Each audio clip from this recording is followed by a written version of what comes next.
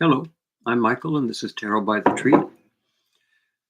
We're in our continuing series now of examining the minor arcana, the cards from ace to king and four suits. We're on the fourth suit now, which is swords. The card we'll be looking at today is the Seven of Swords. I think this is one of the more confusing cards in the deck.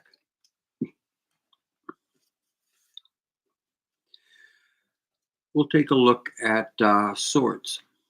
As a suit, they represent power, specifically power affecting others or the reality.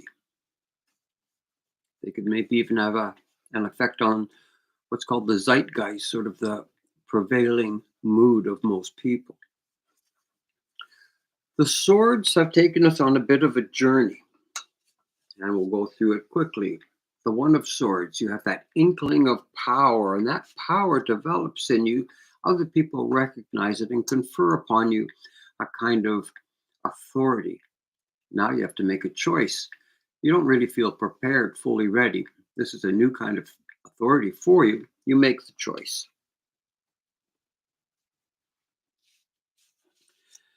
The choice doesn't appeal to everyone, but they wouldn't have asked you to make a choice if everyone had been in agreement. The choice has led some people to lose some affection from you. And at this stage in your acquisition and use of power, it hurts you. You're not used to your choices resulting in people moving away from you like that. You start to take some time. You meditate, and you come up with the idea of the warrior's repose, where keeping your power hidden, not demonstrative, is a better way of interacting with people. But still, power is power. And when you're young or just gaining power, it gets very tempting to use it. As we've seen in the Emperor Devil cards, there's a tendency for us to get kind of egocentric in it. And there was a struggle, there was a challenge, and you were defeated. As a result of that defeat, you've decided it would be better to wander somewhere else, to relocate. And that brings us to today's card. The Seven. You've relocated. This card is very subject to many interpretations. Somebody sent me a note yesterday asking about the card, and specifically, they were asking about, which one was it now? They were comparing the Eight of Cups, you say six, yeah, thank you, Jocelyn, to the Six of Swords.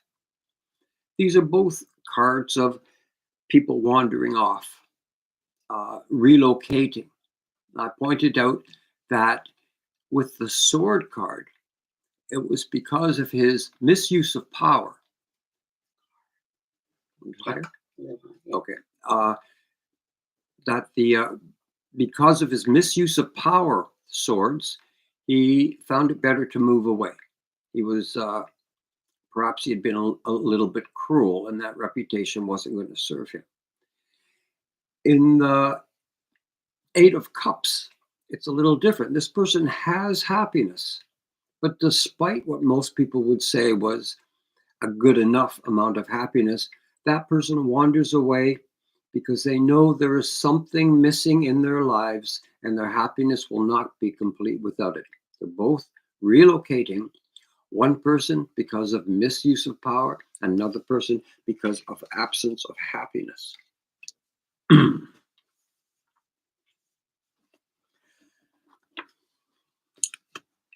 other thing I'm just going to touch on is the idea of the intuitive method or intuition in tarot reading.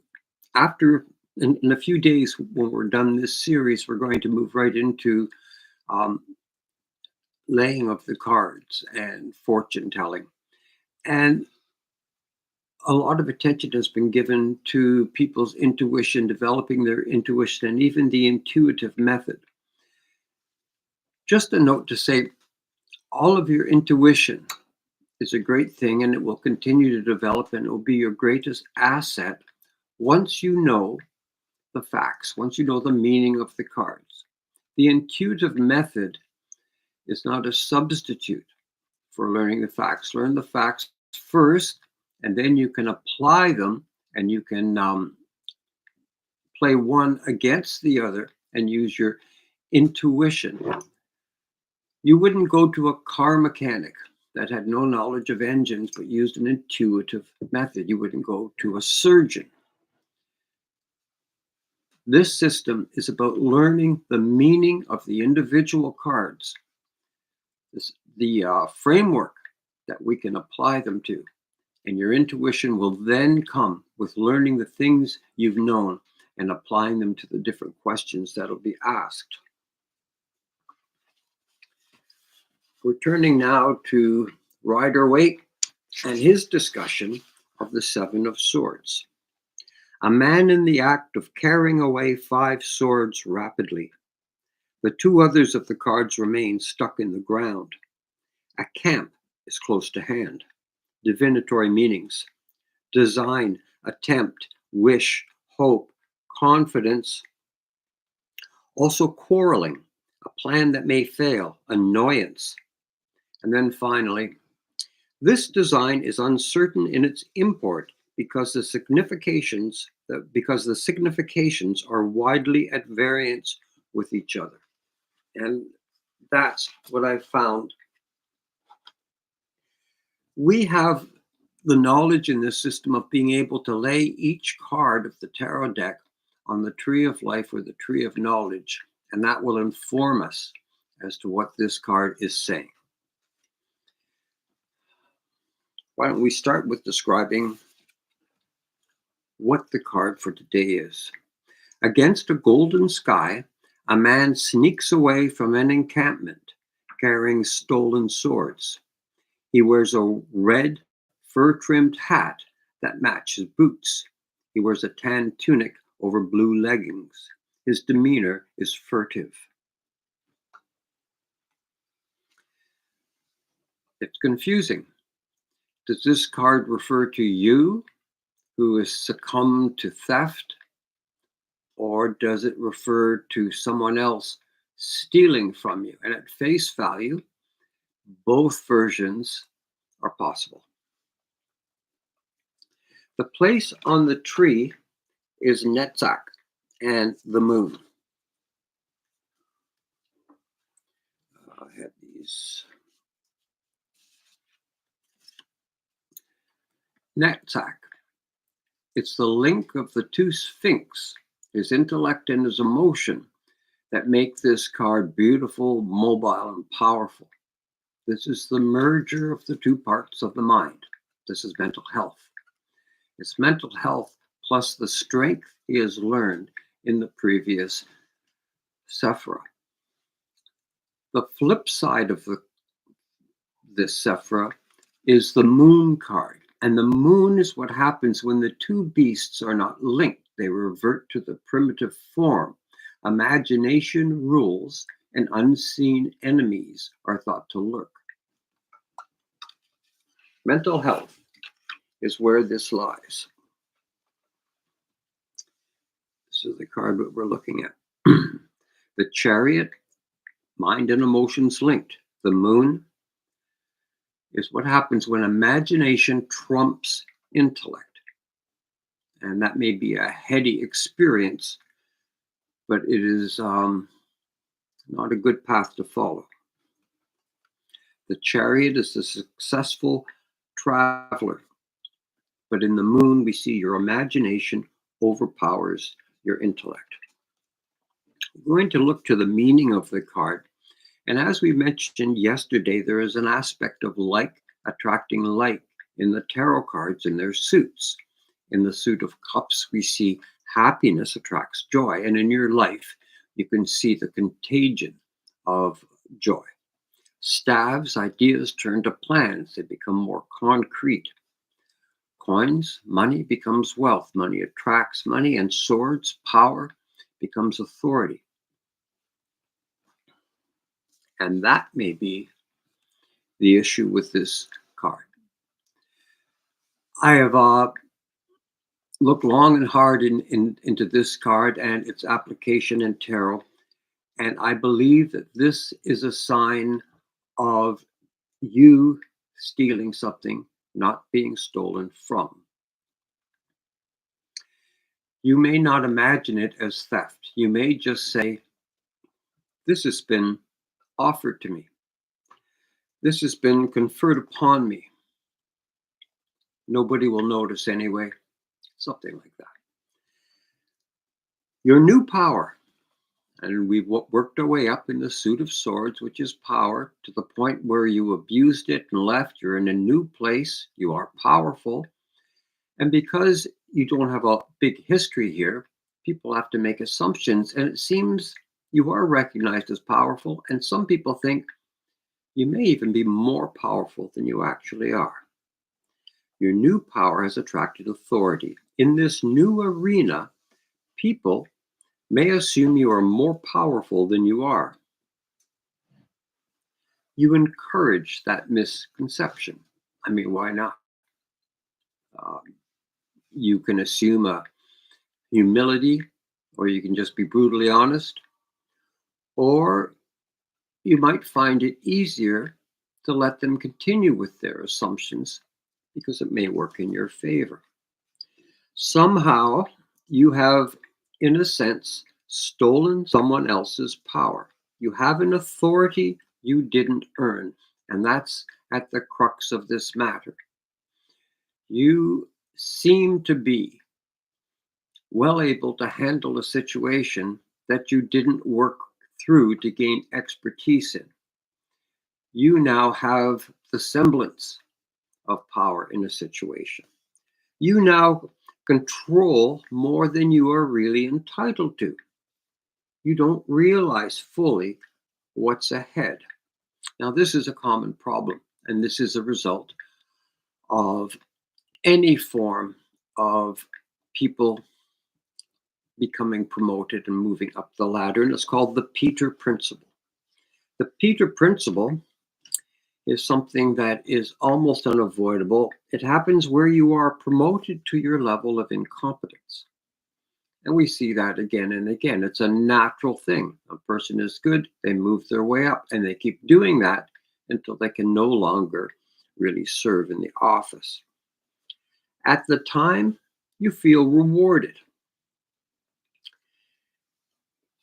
But you would say to yourself that you're not the thief. You are just responding to what's available. And we have talked about the alternate meaning, that you are not the thief, that you have been robbed. I don't believe that interpretation. At face value, if that's all you're working with, it would be a very natural conclusion, one of two. Either you're being stolen from or you're doing the stealing.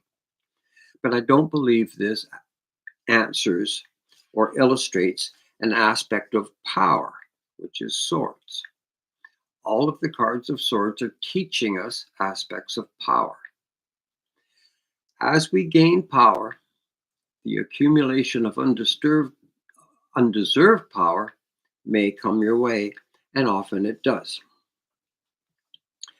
Also, I don't see how Netzach is suggested if you are being stolen from. The Five of Swords has already described the loss of power, and we have seen that happen already. We have a card describing that situation.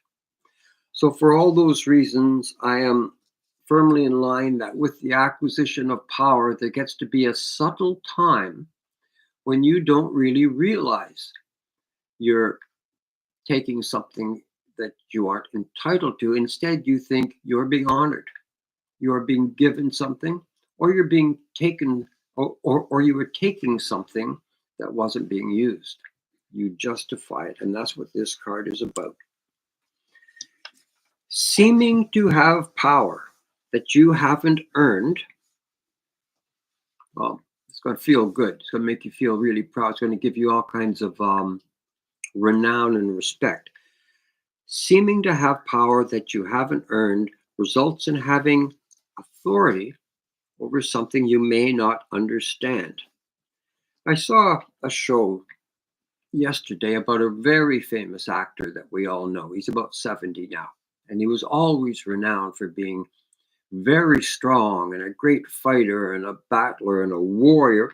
And just recently, at 70, he's put himself on YouTube lifting large plate weights with his fingertips, going down on his knees, getting back up, doing extraordinary things with plates that seem to weigh more than 50 pounds each.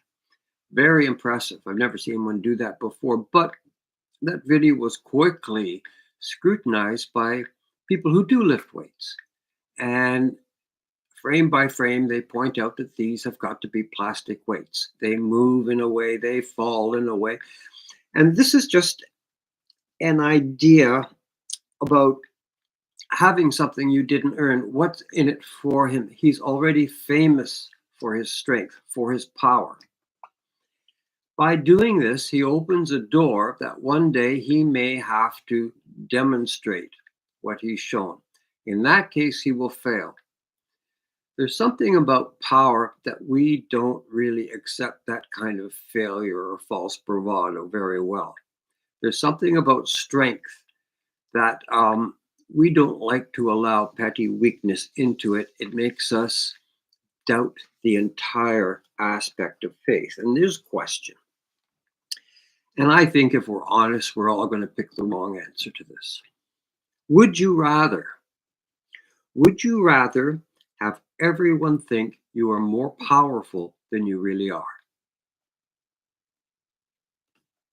That'd be a good thing for a lot of people. Okay. Or, and here's the only other choice. Would you rather be fairly powerful, but everyone is convinced that you are weak?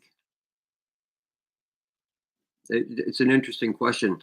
The latter is the better answer, of course, when we're talking about power. It's much better to be fairly powerful and have no one realize the degree of your power. But in reality, there's almost an addiction, a compulsion to, if everybody thinks you're more powerful than you are, it's like a cloak you can wrap yourself in.